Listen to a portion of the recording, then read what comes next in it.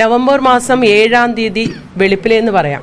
അതായത് നവംബർ മാസം 6-ാം തീയതി രാത്രി ഞങ്ങൾ ഉറങ്ങാൻ കിടന്നു. വെളുപ്പാങ്കാല പുലർച്ചെ 12 മണി 2 കഴിഞ്ഞപ്പോൾ എൻ്റെ മുറിയിൽ മുട്ട് കേട്ടു. തുടർന്ന് ബെല്ലടിച്ചതിനെ തുടർന്നുണ്ടായ സംഭവവികാസങ്ങളെല്ലാം നിങ്ങളെല്ലാവരും കണ്ടതാണ്. സ്വാഭാവികമായും സ്ത്രീകൾ എന്ന നിലയിൽ വനിതാ പോലീസിൻ്റെ സാന്നിധ്യമില്ലാതെ പാതിരാത്രിയിൽ സെർച്ച് വാറണ്ട് ഇല്ലാതെ തെരഞ്ഞെടുപ്പ് സമയത്ത് തെരഞ്ഞെടുപ്പ് കമ്മീഷൻ്റെ അനുവാദമില്ലാതെ ഞങ്ങളുടെ മുറിയിൽ പുരുഷ പോലീസ് പ്രത്യേകിച്ചും മുഴുവൻ വസ്ത്രങ്ങൾ ഞങ്ങളുടെ എല്ലാ വസ്ത്രങ്ങളും വലിച്ചിട്ട് പരിശോധിച്ചത് അങ്ങേയറ്റം നിയമവിരുദ്ധമായ തെറ്റാണ്.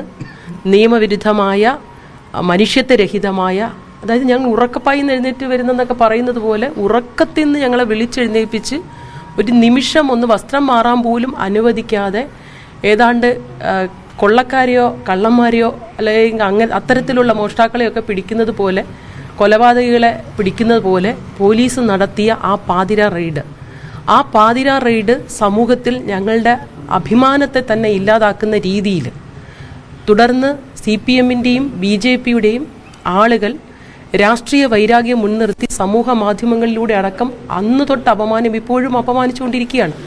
അത്തരത്തിൽ പാതിരാ റെയ്ഡിന് ഇരയാകേണ്ടി വന്ന ഞങ്ങൾക്കുണ്ടാകുന്ന മാനസിക പ്രയാസം, ആദ്യം ഞാൻ തുറക്കാൻ പറ്റില്ല എന്ന് പറഞ്ഞെങ്കിലും പിന്നീട് തുറന്നു കൊടുത്തു. എന്താ നോക്കിക്കൊണ്ട് പോട്ടെ എന്ന് കാര്യം. കാരണം അന്ന് പാലക്കാട് SP മാധ്യമങ്ങളോട് പറഞ്ഞത് ചേച്ചിയുടെ ഭർത്താവ് ഉണ്ടായിരുന്നു എന്നാണ് പാലക്കാട് SP വനിതാ SP അന്ന് പറഞ്ഞിരുന്നത്. അത് എത്രത്തോളം വാസ്തവമാണ്? എൻ്റെ ഭർത്താവ് എൻ്റെ ഒപ്പം ഉണ്ടായിരുന്നു. കാരണം എനിക്ക് പാലക്കാട് വെസ്റ്റിന് ചുമതലയുള്ളതുപോലെ തിരുവനന്തപുരത്തെ DCC ജനറൽ സെക്രട്ടറിയായ എൻ്റെ ഭർത്താവിന് പാലക്കാട് നോർത്തിൽ ചുമതല ഉണ്ടായിരുന്നുകൊണ്ട് ഞങ്ങൾ ഒരുമിച്ചാണ് ഒരു മാസത്തെ തെരഞ്ഞെടുപ്പ് പ്രവർത്തനത്തിന് അവിടെ പോയത്. ഭർത്താവിൻ്റെ ഒപ്പം അല്ലാതെയും കുടുംബാംഗങ്ങൾ കൂടെ ഇല്ലാതെയും രാജ്യമെമ്പാടും കേരളത്തിലും വിദേശത്തും പൊതുപ്രവർത്തനത്തിൻ്റെ ഭാഗമായി നിരന്തരം പോകുന്ന ഞങ്ങളെപ്പോലെയുള്ള സ്ത്രീകൾ ഉറങ്ങിക്കിടക്കുമ്പോൾ വന്ന് കതവിൽ തട്ടി തുറന്ന് ഇടിച്ചു കയറി പരിശോധിക്കാനുള്ള യാതൊരു നിയമപരമായ ഉത്തരവാദിത്വവും അവകാശവും അധികാരവും പോലീസിനില്ല.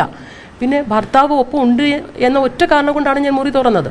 അങ്ങനെയാണെങ്കിൽ പോലും ഭർത്താവ് ഒപ്പം ഉണ്ടായാലും കുടുംബാംഗങ്ങൾ ഒപ്പം ഉണ്ടായാലും വനിതാ പോലീസിൻ്റെ സാന്നിധ്യമില്ലാതെ ഞങ്ങളെപ്പോലെ വനിതകളെ പരിശോധിക്കാൻ ഒരു കാരണവശാലും നിയമം അനുവദിക്കുന്നില്ല. തികഞ്ഞ മനുഷ്യത്വരഹിതം, ഞങ്ങളുടെ ആത്മാഭിമാനത്തെ തകർക്കുന്ന രീതിയിൽ, അതിനുമപ്പുറത്തേക്ക് ഞങ്ങളെ കള്ളപ്പണക്കാരാക്കുന്ന രീതിയിൽ ക്രൂരമായ റെയ്ഡ് എന്ന് തന്നെ അതിനെ വിശേഷിപ്പിക്കേണ്ടിയിരിക്കുന്നു.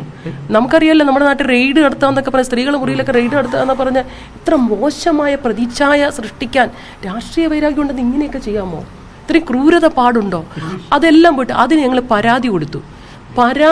തൊട്ടടുത്ത ദിവസം ആദ്യത്തെ ദിവസമൊക്കെ ഞങ്ങൾ കാര്യം മാധ്യമത്തിന് മുമ്പിലും പോലീസുകാരുടെ മുന്നിലൊക്കെ പിടിച്ചു നിന്നെങ്കിലും ഞങ്ങളുടെ മനസ്സിലുണ്ടാക്കിയ മനസ്സിനെ ഏൽപ്പിച്ച ആഘാതം എന്ന് പറയുന്നത് വർണ്ണനാതീതമാണ്. വാക്കുകൾ കൊണ്ട് വിവരിക്കാൻ പറ്റില്ല. അടുത്ത ദിവസം തന്നെ ഞങ്ങൾ